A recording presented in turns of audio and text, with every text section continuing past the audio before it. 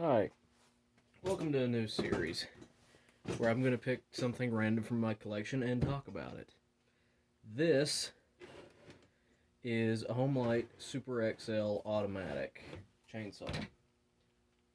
Date code says it's 73, which is kind of weird to see in blue. They were usually orange by that point.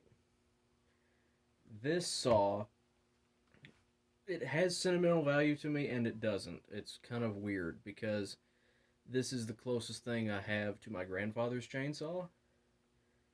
As in, he had an orange Super XL automatic. It was 81, I think. And when he was clearing out stuff before he passed, he gave it to me, and it had been straight gassed. It was junk.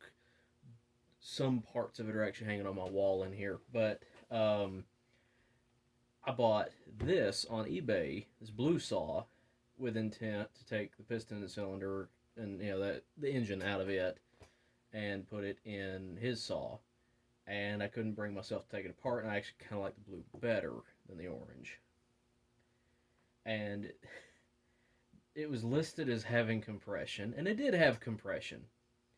About 90 pounds of it, actually, no, exactly 90 pounds compression, which in the small engine world, every textbook you're ever going to read is going to tell you that's not enough to run.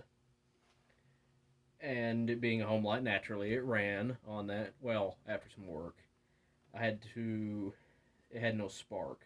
So I took the entire ignition out of that orange saw and put it in here. I took the carburetor off the orange saw, I believe, because I don't remember if this one had something wrong with it or if it was just gone. But it was a $50 saw off of eBay. $50 shipped to my door, so it really didn't surprise me that it had something wrong with it. The spikes came off of his saw. The bar and chain did not. The bar and chain on his saw was a hard nose bar that is on what I've dubbed the murder saw now because it looks fantastic. It is terrible to use as a chainsaw, but it has the best look for a Halloween prop. So, hence the murder saw, but I'll get to that later. As far as this blue saw, somebody abused it at some point. You see this big crack right here. Muffler cover was busted. It was actually wired together, like with baling wire and garbage. So that muffler was off of his saw. So it's, in my mind, since the original saw doesn't really exist anymore, its parts have gone on to either be wall hangers or to make this live. I kind of consider this my grandfather's saw, even though he's never even seen the thing. So, of course, he was hard on equipment. I mean, like I said, that thing was straight gassed. My uncle tells me all the time about having to dodge chainsaws, helping him cut a tree down. So it's not really that surprising that that saw wasn't valid anymore. But this one, like I said, had 90 pounds of compression. After I swapped the ignition over, it actually ran fairly poorly, but it did run. And me being the masochist that I can be sometimes, I continued to use it to cut things. And the more I used it, the better it loosened up and actually ran better and better. I had to, of course, retune it all the time, but uh, this thing has never liked hot weather. I learned that helping get a Bradford pear tree off of our fence in the dead of summer. It was upper 90s all day and humid as all get out because, Tennessee. But this thing got to the point it did not want to run at all, not even poorly. But it was good and hot. It was actually boiling the gas in it, which these saws are kind of prone to do, the Super XLs.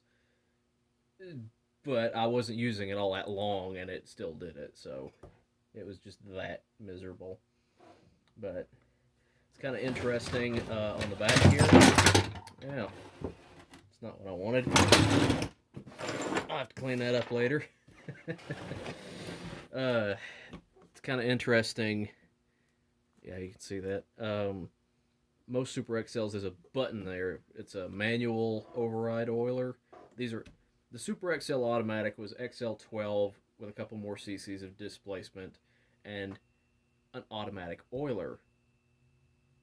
That was the big thing with the Super XL was it had the automatic oiler because the XL12 you had a button you had to push to give the bar oil.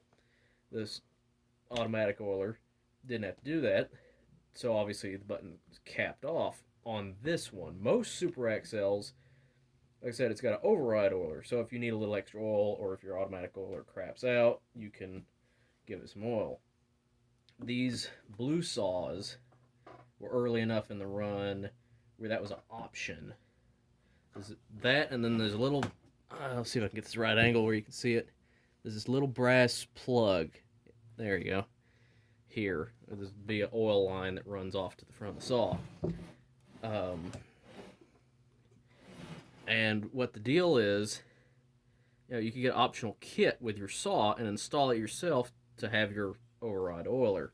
And somebody didn't do that with this saw, which is kind of interesting. It's not super rare or anything. It's just a thing of note on this saw. It would have had a different carburetor on it. I think this one would have had a Homelite branded, like Walbro carburetor. It's got a Tillotson HS, which is like the only thing I actually keep carb kits on hand for, because 90% of my chainsaws have that carburetor because they use it on everything.